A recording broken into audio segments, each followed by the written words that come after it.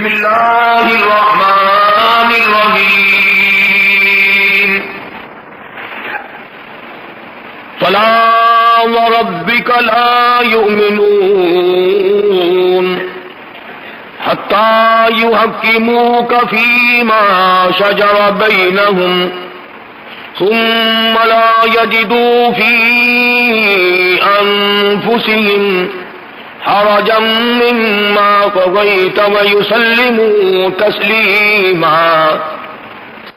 وقال النبي صلى الله عليه وسلم لو كان بعدي نبي لكان عمر.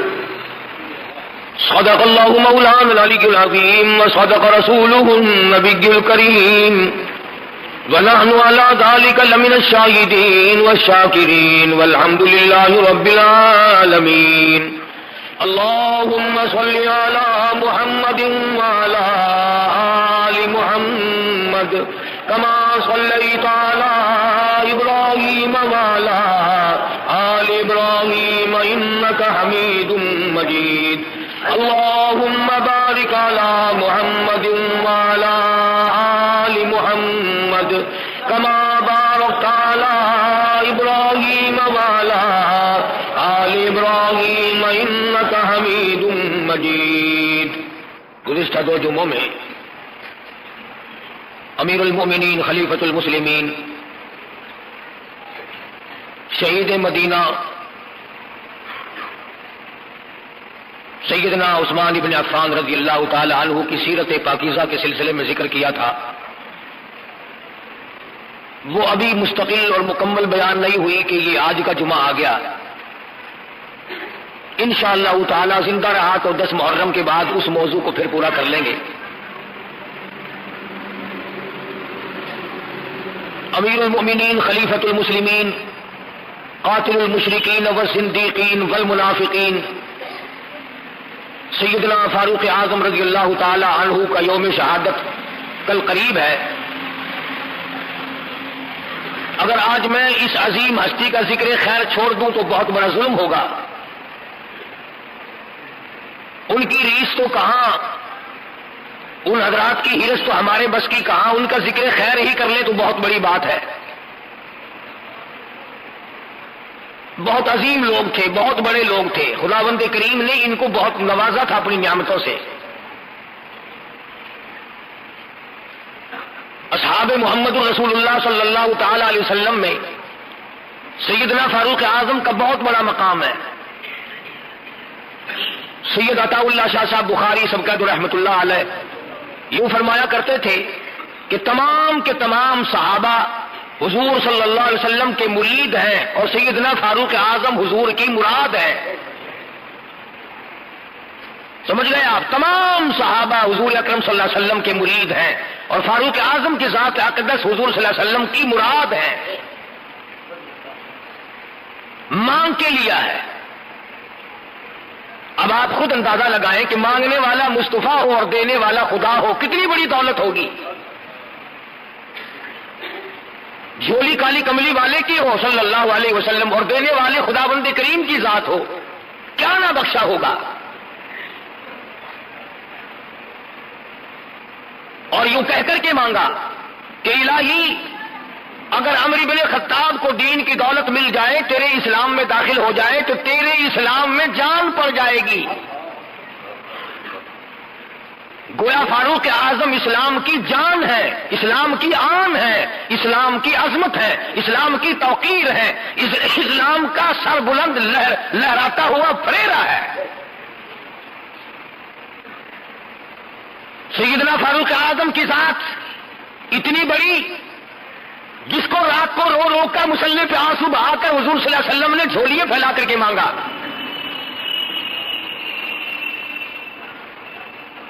اللہ پاک نے عطا فرمائی اور وہ پھر ہم جیسا بغیرت نہیں تھا.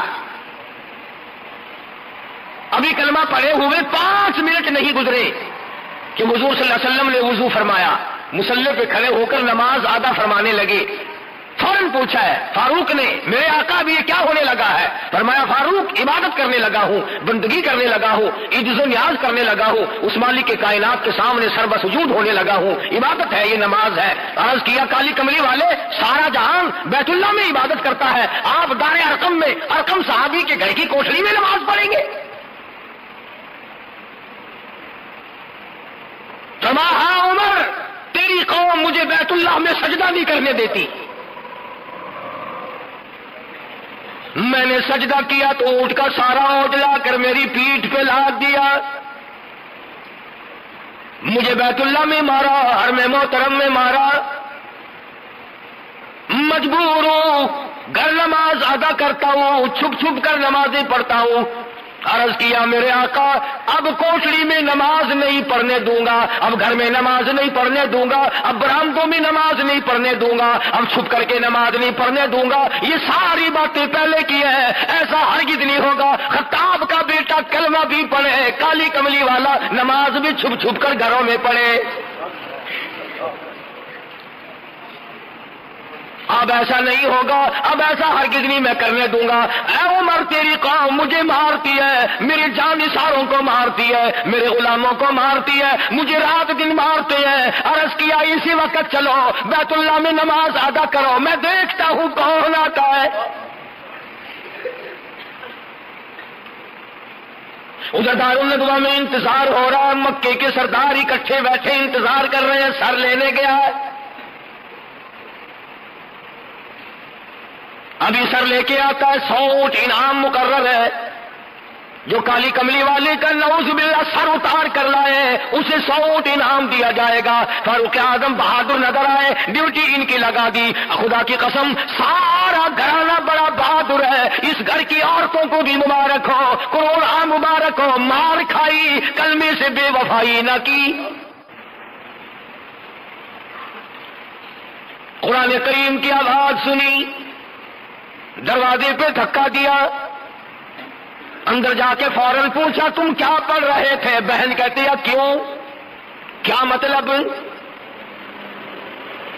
تمہیں بتانا پڑے گا۔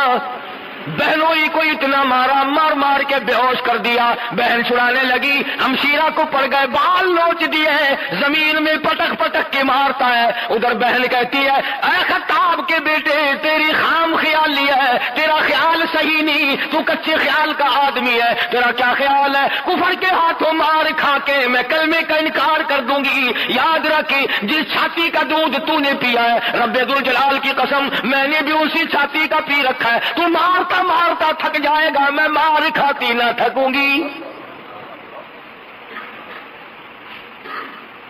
جتنا تیرا دل چاہے مار، جو چاہے کر، خون کے قطرے قطرے میں ایمان رس گیا، خون کے قطرے قطرے میں کلمہ بس گیا، رگوں ریسوں میں دین و ایمان بس گیا، پوری دنیا کی طاقت مل کر نہیں نکال سکتی۔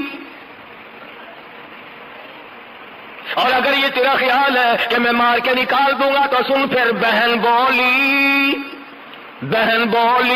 عمر ہم کو اگر تو مار بھی ڈالے، شکنجوں میں کسیا بوٹیاں کتوں پہ نچوا دے، تیری مرضی ہے، جو چاہے کرتا پھر مار مار کے تھک جائے گا، میں دین حق سے کبھی بھی پھرنے والی نہیں۔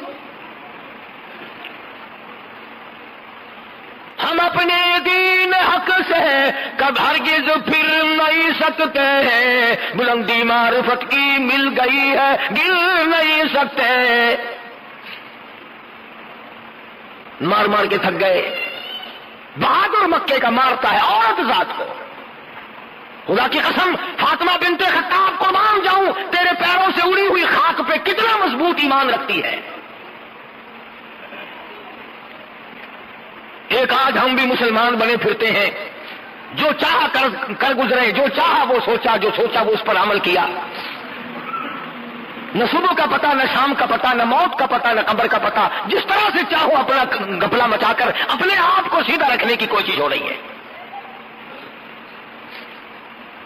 سوچتے ہیں خطاب کے بیٹے میری بہن نے میرے سامنے کبھی اف نہ کی، آج کیا بول رہی ہے؟ اتنی جرأت کہاں سے آئی، اتنی شجاعت کہاں سے آئی، اس کے اندر کہاں سے قوت پیدا ہوئی؟ پھر کہنے لگے مجھے وہ دکھاؤ تم کیا پڑھ رہے تھے۔ بہن کہتی ہے اللہ کا مقدس کلام ہے، پاکیزہ کلام ہے، لا یمسہ الا المطہرون، وہ پاکیزہ کلام ہے، اس کو پلیت ہاتھ نہیں لگائے جا سکتے۔ کیوں؟ تنزیل من رب العالمین، اس رب العالمین کا نازل کردہ کلام ہے، نزل بہ الروح الامین۔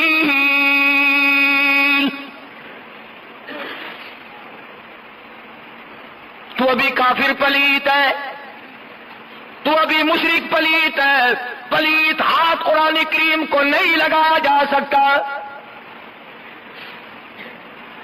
آج تو مسلمان قرآن کریم کو جلا بھی دیتے ہیں، آج قرآن کریم کو گندگیوں میں پھینکا جاتا ہے، بے حرمتی کی جاتی ہے، بے عزتی کی جاتی ہے، اس لیے ہر چیز کا وارث موجود ہے، قرآن کریم کے وارث مدینے میں سو گئے۔ بے اسرار کہا کہ مجھے دکھاؤ تو صحیح آخر وہ کیسا کلام ہے، تو کہنے لگی ایک ہی صورت ہے اور ایک ہی طریقہ ہے، اور وہ یہ کہ غسل کرو۔ لین بن رہی ہے، صاف ہو رہا ہے معاملہ، ادھر محمد عربی صلی اللہ علیہ وسلم کی دعا ہو چکی ہے، اللہ کے یہاں قبول ہو چکی ہے، اس لیے دل کھنچ رہا ہے ادھر۔ کہنے لگے لاؤ مجھے غسل کرا دو، پھر اگر غسل میں دیکھوں گا ضرور۔ بہن پانی ڈال رہی ہے، غسل ہو رہا ہے، آسمان کی طرف چہرہ اٹھا کے دعا کرتی ہے، الہی پانی ڈالنا میرا کام ہے، اندر کو صاف کرنا تیرا کام ہے۔ اندر جو شرک کی پلیتی ہے، کفر کی لعنت بھری ہوئی ہے، نبی کی دشمنی کا بغض بھرا ہوا ہے، صحابہ کرام کی دشمنی ہے، یہ تمام پلیتیوں کو نکالنا تیرا کام ہے۔ میں مار کھا چکی، میرا جو کام تھا میں کر چکی، الہی بھائی میرا جہنم میں گیا تو مجھے کیا ملے گا؟ غسل کرنے کے بعد قرآن کریم کا ورقہ ہاتھ میں دیا، 2 آیتیں پڑھی ہیں۔ آج ہم سارا قرآن کریم پڑھ کر کے بھی قرآن والے نہ بنے، ماننے والے نہ بنے، عمل کرنے والے نہ بنے، اس پر غور و فکر کرنے والے نہ بنے۔ باخطاب کے بیٹے 2 آیتیں پڑھ کر اتنا قرآن کیسے دائی بنا؟ اور بڑی عجیب ایک مصرع کہا کسی نے پنجابی میں، کہتا ہے 2 آیتیں کی تلاوت کرتے ہی آنکھوں سے آنسو جاری ہو گئے، اور یوں فرمانے لگے میں تو آیا سا مارن مکاؤنے نو، مینو مار دے لے چلو۔ وہ سر کاٹنے کے لیے آیا تھا، حضور صلی اللہ علیہ وسلم کا سر لینے آیا تھا، سامنے کھڑا ہوا بہن کے بہنوں ہی کے، اور کہتا میں تو آیا سا مارن مکاؤنے نو، مینو مار دے لے چلو۔ جتھے عمر دی عمر بن دی ہے، جتنے نہ تو میں برباد ہو جاؤں گا، میں مر جاؤں گا اگر مجھے لے کے نہ چلے، اسی دروازے پہ لے کے چلو جہاں کی غلامی تمہیں نصیب ہے۔ کہتا میں تو آیا سمار مقابلے نو، مینو مار دے لے چلو، اس دروازے پہ لے کے چلو جہاں سے غلامی تمہیں ملی، جہاں سے قرآن ملا، ایمان کا شرف ملا، دولت ملی، سب کچھ ملا، مجھے بھی وہاں لے کے چلو۔ جتھے عمر دی عمر بن دی ہے، کبھی عمر نہ مک جاوے، اٹھ لے چلو۔ کہتا ایسا نہ ہو کہ میری عمر ختم ہو جائے، میرا سانس نکل جائے، جلدی لے چلو۔ کتے عمر دی عمر نہ مک جاوے، جتھے عمر بن دی ہے اٹھ لے چلو۔ جہاں عمر بنتی ہے، ارے مقدر بدلتے ہیں، جہنم سے نکل کر جنت کے ٹکٹ عطا ہوتے ہیں، وہاں مجھے لے کے چلو۔ اور یوں لکھا ہے کہ گلے پہ ہاتھ رکھا اور اپنی بہن کا ہاتھ پکڑ کے کہا فاطمہ میرے گلے میں رسی ڈال کر مجھے کتے کی طرح مکے کی گلیوں سے گھسیٹ کے لے چل۔ نبی کا گستاخ بن کے نکلا تھا، بے ادب بن کے نکلا تھا، قاتل بن کے نکلا تھا، غصہ بن کر نکلا تھا، جلال لے کے آیا تھا، غلامی کا توق میرے گلے میں ڈال کر مجھے گھسیٹتے ہوئے اسی دربار میں لے چلو۔ وہاں جا کے کلمہ پڑھا، ایمان کی دولت قبول کی، تو حضور صلی اللہ علیہ وسلم کے سامنے اکڑ کے کہا نہ اب کوٹری میں نماز نہیں پڑھنے دوں گا۔ بیت اللہ میں لایا، بیت اللہ کا دروازہ کھولا، ادھر انتظار ہو رہا ہے کہ سر آئے گا، للکار کے فرما دیا مکے والوں جس نے اپنے بچے یتیم کرانے ہو میدان میں آؤ، جس نے اپنی عورتوں کو بیوہ کرانا ہو میدان میں آؤ، آؤ جس کی جرت ہے مقابلہ کرو، فاروق آج کالی کملی والے کا غلام ہے۔ کس خبر عظمت اللہ تبارک و تعالیٰ نے عطا فرمائی۔ اور ایک اور بات کہتا ہوں، تم کیا سمجھو ان باتوں کو، تم کیا سمجھو ان باتوں کو؟ اگر کسی کو معمولی سی سیٹ مل گئی وہ کتنا خوش ہے، اس کے پیچھے آگے پیچھے لوگ دوڑ رہے ہیں، اس جوان کے مقدر کو کیا کہو گے؟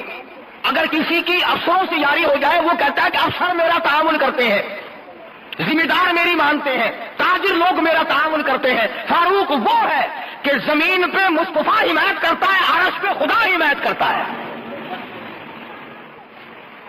کمال ہے، اے فاروق اعظم کی شان میں اس سے بڑھ کر اور کیا ہوگا؟ جو فاروق کی رائے زمین پہ ہے، عرش پہ خدا نے اپنی وہی رائے بنا لی، جس کی حمایت میں قرآن اترا ہو، جس کی رائے کی تائید میں جبریل آیا ہو۔ 17 مقام قرآن کریم کے ایسے ہیں کہ اللہ پاک نے وہی بھیجی، قرآن بھیجا، اور یوں فرمایا میرے محبوب جو فرش پہ فاروق کہتا ہے، عرش پہ میں خدا بھی وہی چاہتا۔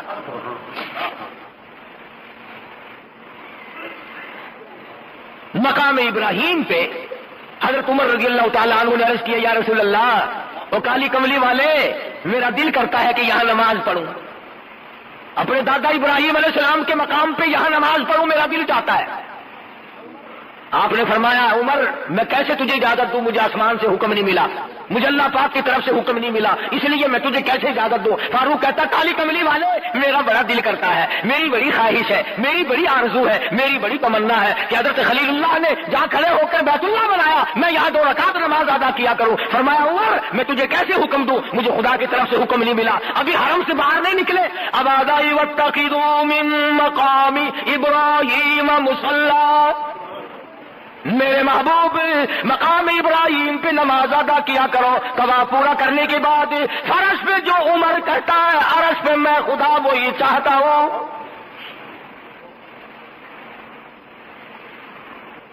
مدینہ پاک میں حضرت عمر رضی اللہ تعالیٰ عنہ نے ایک دن عرض کیا، یا رسول اللہ صلی اللہ علیہ وسلم، آپ کی بیٹیاں، آپ کی گھر والیاں، مسلمان عورتیں یوں ہی نکل آتی ہیں باہر، میری غیرت گوارا نہیں کرتی، ان سے پردہ کراؤ، ان سے پردہ کراؤ۔ یہاں بھی وہی جواب ارشاد فرمایا محمد عربی صلی اللہ علیہ وسلم نے کہ اے فاروق مجھے خدا کی طرف سے کوئی واضح حکم نہیں ملا۔ ادھر آواز آئی آئی نبی قل لازواجک وبناتک ونساء المؤمنین یدنین علیہن من جلابیبہن، اے محمد کریم صلی اللہ علیہ وسلم آپ اپنی گھر والیوں کو فرما دیں، بیٹیوں کو فرما دیں، مومن عورتوں کو فرما دیں، آج کے بعد وہ لمبی چوڑی چادر اوڑھے بغیر، پردے کے بغیر نہ نکلا کرے، تو اس لیے فرش پہ جو فاروق چاہتا ہے، عرش پہ میں خدا وہی چاہتا ہوں، جس کی حمایت میں قرآن نازل ہو رہا ہے۔ 1 2 نہیں، 17 مقام ہیں۔ مدنی کریم صلی اللہ تعالی علیہ وسلم کے سامنے رئیس المنافقین عبداللہ ابن ابی بن سلول کا بیٹا صحابی ہے، حضور کی خدمت میں آیا، عرض کرنے لگا یا رسول اللہ صلی اللہ علیہ وسلم میرے ابا کا جنازہ پڑھا دو، تھا تو منافق، تھا تو پلیت، پر میرا باپ ہے، اللہ نجات کر دے گا، آپ جنازہ پڑھائیں، اللہ پاک اس کی بخشش کر دے گا۔ حضور صلی اللہ علیہ وسلم اخلاق کریمانہ کے مالک تھے، اٹھ کھڑے ہوئے، ساتھ چل دیے، فاروق اعظم آگے بڑھے، حضور کا دامن پکڑ کے عرض کیا یا رسول اللہ میں اس منافق کی نماز نہیں پڑھانے دوں گا، جس نے اسلام کی جڑیں کاٹی ہو، اسلام کی جڑوں کی کھوکھلے کی ہو اور مسلمانوں کو تباہ و برباد کیا ہو، ہر وقت نقصان پہنچایا ہو، میں اس منافق کا جنازہ نہیں پڑھنے دوں گا۔ چنانچہ حضور اکرم صلی اللہ علیہ وسلم نے تأمل فرمایا کہ اب کیا کروں؟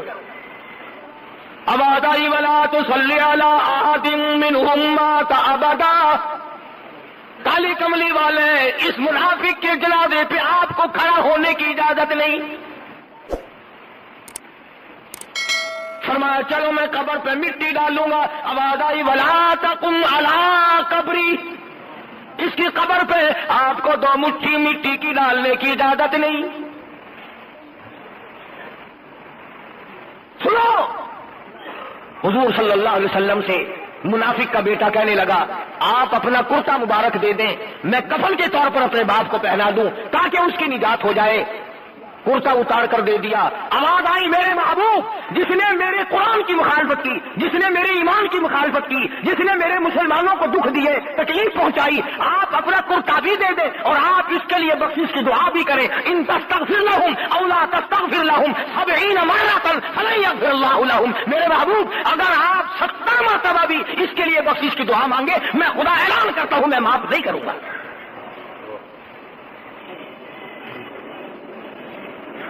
جنگ بدر کے قیدیوں کا معاملہ آیا، جنگ بدر کے قیدیوں کا معاملہ آیا تو حضرت عمر رضی اللہ تعالیٰ عنہ کی یہ رائے تھی کہ سب کو قتل کر دیا جائے۔ دوسرے صحابہ کی رائے یہ تھی کہ فدیہ لے کر چھوڑ دیا جائے۔ اخیر میں نقصان ہوا اور اللہ نے اعلان کر دیا کہ فاروق کی رائے پہ اگر عمل کرتے تو احد میں شکست نہ ہوتی۔ بڑی بات مثال کے طور پر میں نے دو ایک مقامات بتائے، ایک یہودی اور ایک منافق کا جھگڑا ہوا تلوار پہ۔ یہودی جانتا تھا کہ فیصلہ صحیح کریں گے محمد کریم صلی اللہ علیہ وسلم۔ وہ یہودی کہنے لگا چلو تمہارے نبی سے فیصلہ کرائیں گے۔ چنانچہ حضور صلی اللہ علیہ وسلم نے حالات معلوم کر کے یہودی کو تلوار دے دی کہ جا تیری ہے۔ منافق کو بڑی تکلیف ہوئی کہ یہ تو لے گیا بھائی، اب مزاج شناخت لوگ تھے۔ حضرت عمر کے پاس گیا، کہنے لگا اس منافق یہودی کو منافق کہ یار فیصلہ تو حضور نے کیا ہے لیکن میرا دل مطمئن نہیں ہے، مزہ نہیں آیا فیصلے کا۔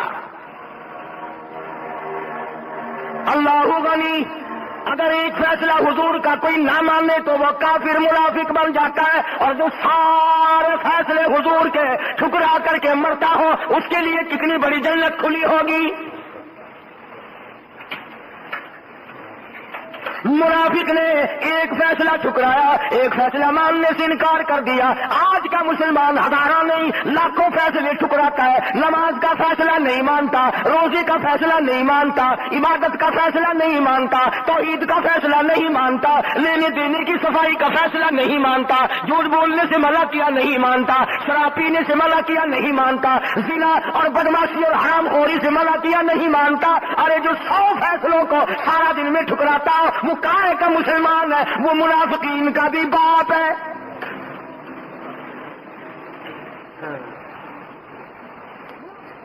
منافق کہنے لگا مجھے تو کچھ تسلی نہیں ہوئی، تم بھی کہتے ہو نا ملے گا، مر جاؤ گے، نہیں ملے گا، انصاف بول دی۔ منافق کہنے لگا کہ ہم چلتے ہیں حضرت عمر کے پاس، دوبارہ فیصلہ کراتے ہیں۔ یہودی کہنے لگا یار وہ اپنے نبی کا فیصلہ موڑ دے گا۔ کہنے لگا ٹھیک ہے، یہ تو اپنی رائے ہوتی ہے نا، کیا حرج ہے۔ آج ہمیں بھی کئی لوگ یوں منہ پہ چھوڑے کہتے ہیں اگر آپ یوں نہ کہیں تو کیا حرج ہے، اگر آپ یوں کر دیں تو کیا حرج ہے۔ اس حرج کرتے کرتے اسلام کا بھی اور اپنا بھی تختہ نکال لیا۔ مطلب ہونے والے نیک بنتے ہیں، پھر اپنے دل کی بات ہو۔ منافق کہنے لگا چلو یار دوبارہ فیصلہ کرا لیتے، اس میں کیا حرج ہے۔ یہودی جانتا تھا کہ عمر اور محمد کا فیصلہ موڑ دے صلی اللہ علیہ وسلم ناممکن ہے۔ کہنے لگا چل میں 100 دفعہ تیار ہوں، جس کے پاس تیرا دل کرتا ہے چل۔ حضرت عمر کے پاس گئے، حضرت عمر کے پاس گئے، بلایا اور منافق نے اپنی تن جمائی، بات جمائی۔ کہنے لگا یار کمال ہے، تمہیں اپنے آدمی کا بھی خیال نہیں آتا، مسلمان کا خیال نہیں کرتا، حد ہو گئی یار، تمہارے ساتھ لگنے میں کیا فائدہ ہوا بھائی، تلوار میں ہی مل گئی اس کو، کمال ہو گیا یار، ہمارا جھگڑا فیصلہ کرے۔ اور تمہارے فرمایا فیصلہ کرانے آئے ہو کہ جی ہاں۔ یہودی بڑا سیانا تھا، آج بھی یہودی بڑے سیانے ہیں، پاگل بے وقوف گدھے جتنے ہوں گے مسلمان ہوں گے، لالچ میں یہ مریں گے، روم میں یہ مریں گے، انشاءاللہ پوری دنیا میں ذبح ہو رہے ہیں مسلمان۔ یہودی اس وقت بھی سیانا تھا، آج بھی سیانا ہے۔ چپکے سے یہودی کہنے لگا جی آپ کی مرضی ہے، ویسے فیصلہ جو چاہو کرو، باقی تمہارے نبی نے فیصلہ کیا ہے۔ حضرت عمر نے فرمایا میرے آقا نے کہ ہاں فیصلہ ہو چکا، کسی کا فیصلہ ہوا ہے۔ منافق کہنے لگا میں نہیں مانتا جی اس فیصلے کو، نعوذ باللہ، میں تو آپ سے فیصلہ کراؤں گا۔ دیکھو نا جی آپ بڑے سمجھدار آدمی ہیں، آپ کو تو پتا ہے نا اپنا کون ہے پرایا کون ہے۔ حضرت عمر نے فرمایا بہت اچھا، ابھی کرتا ہوں فیصلہ، تشریف رکھو۔ وہ سمجھے شاید کو کاغذ قلم لینے گئے ہیں، لکھ کر دیں گے، یہ کریں گے، اندر سے لاتے ہی تلوار ماری منافق کی گردن پہ وہ جا کے پڑی، کہنے لگا جو میرے آقا کے فیصلے کو نہیں مانتا میرے پاس اس کے لیے یہ فیصلہ ہے۔ اب گردن اڑ گئی۔ اب یہ جو منافق ہوتے ہیں نا، ان کا ایک آدھ آدمی نہیں ہوتا، ان کے ٹولے ہوتے ہیں۔ سارے مدینے میں چاروں طرف شور مچ گیا، ہائے کلمہ کو مار دیا، ہائے مسلمان قتل کر دیا، اجی رات کو تہجد پڑھنے والا قتل کر دیا، اجی رو رو کے دعائیں مانگ لے، ارے ارے ارے ارے ارے بڑا نیک آدمی تھا، بہت اچھا آدمی تھا۔ ٹول کا ٹول اکٹھا ہو کر دربار رسالت میں آیا صلی اللہ علیہ وسلم۔ حضور کے پاس آئے، دیکھو جی بغیر کسی گناہ کے، بغیر کسی خطا کے، بغیر کسی جرم کے، یوں ہی بڑا نیک آدمی، بڑا نیک آدمی، گردن اڑا دی اس کی عمر نے رضی اللہ تعالیٰ عنہ۔ حضرت عمر کو بلایا حضور صلی اللہ علیہ وسلم نے، فرمایا یہ کیا کہتے ہیں؟ حضرت عمر نے فرمایا کہ جی اس نے کہا میں حضور کا فیصلہ نہیں مانتا، میرے پاس تو اس کا یہی فیصلہ تھا، میں نے کر دیا۔ سارے منافق کھڑے ہو گئے، بدلہ دلواؤ، مسلمان کے قتل کے بدلے قتل ہے، گردن اڑاؤ، ہمیں اختیار دو، ہم گردن اڑائیں گے۔ حضور نے فرمایا اے عمر گواہ کون ہے؟ گواہ کون ہے؟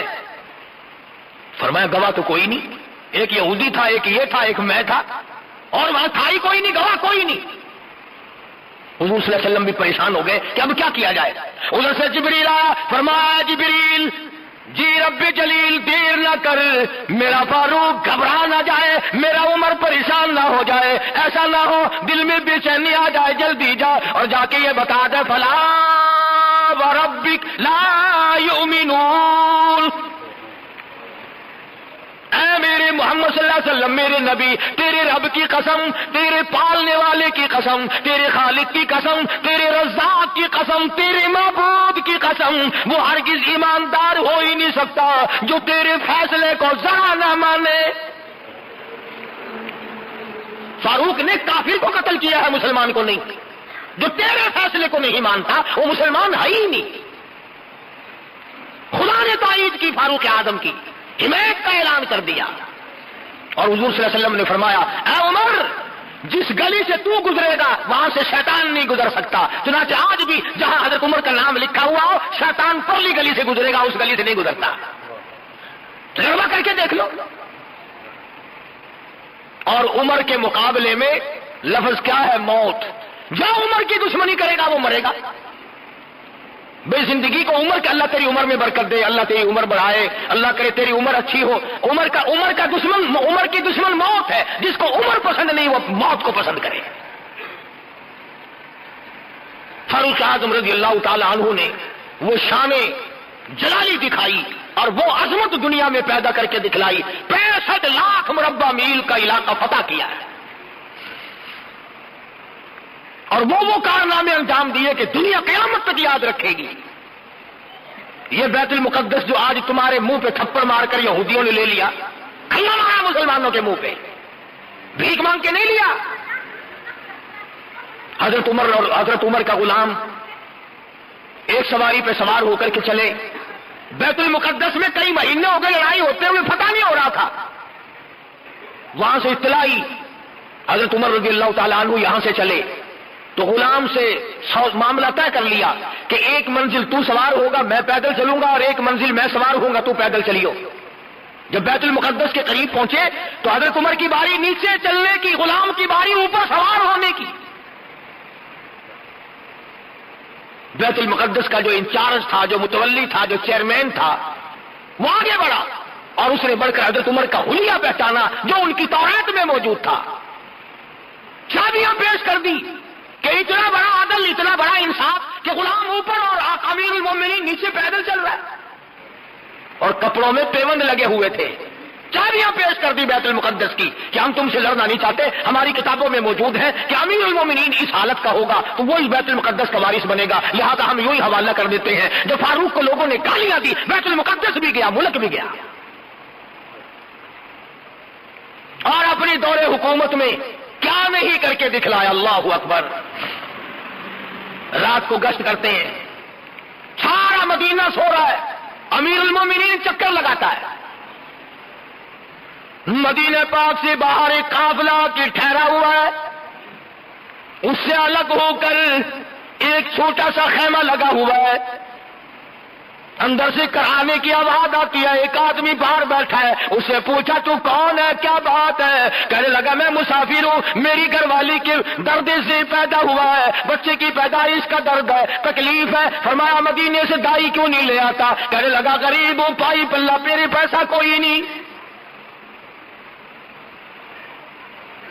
92 لاکھ مربع میل کا حکمراں، وقت کا شہنشاہ، امیر المومنین، خلیفۃ المسلمین سیدنا فاروق اعظم رضی اللہ تعالیٰ عنہ فوراً گھر میں تشریف لائے۔ سیدنا علی مرتضی رضی اللہ تعالیٰ عنہ کی لخت جگر ام کلثوم حضرت عمر کی نکاح میں ہے، رات کو اٹھایا، چلو مدینے سے باہر جنت لٹ رہی ہے۔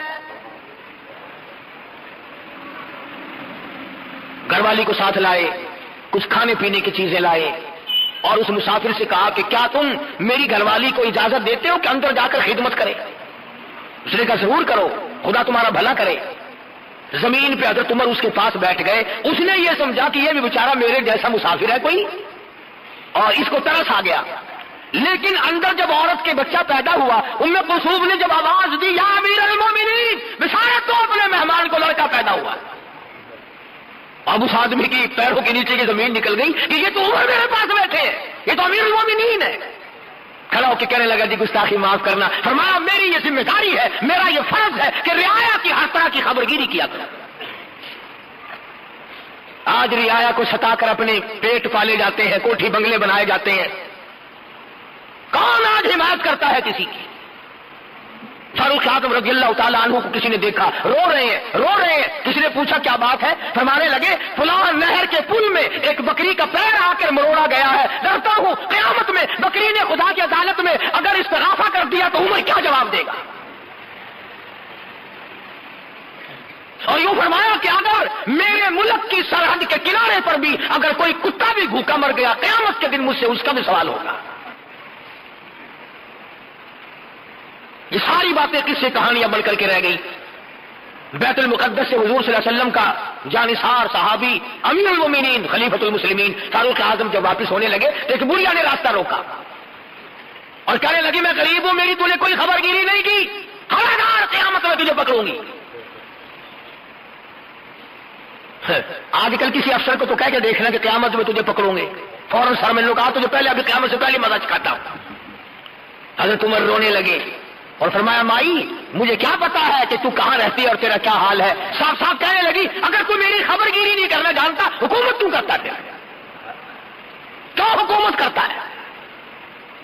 چنانچہ بڑی رقم دی حضرت عمر رضی اللہ تعالیٰ عنہ نے اس بوڑھی مائی کو، اور اس سے معافی مانگی اور اس سے تحریر لکھوائی کہ میں نے اللہ واسطے معاف کر دیا۔ کتابوں میں لکھا ہے کہ فاروق اعظم نے وصیت کی کہ یہ رقعہ میرے کفن میں رکھ دینا۔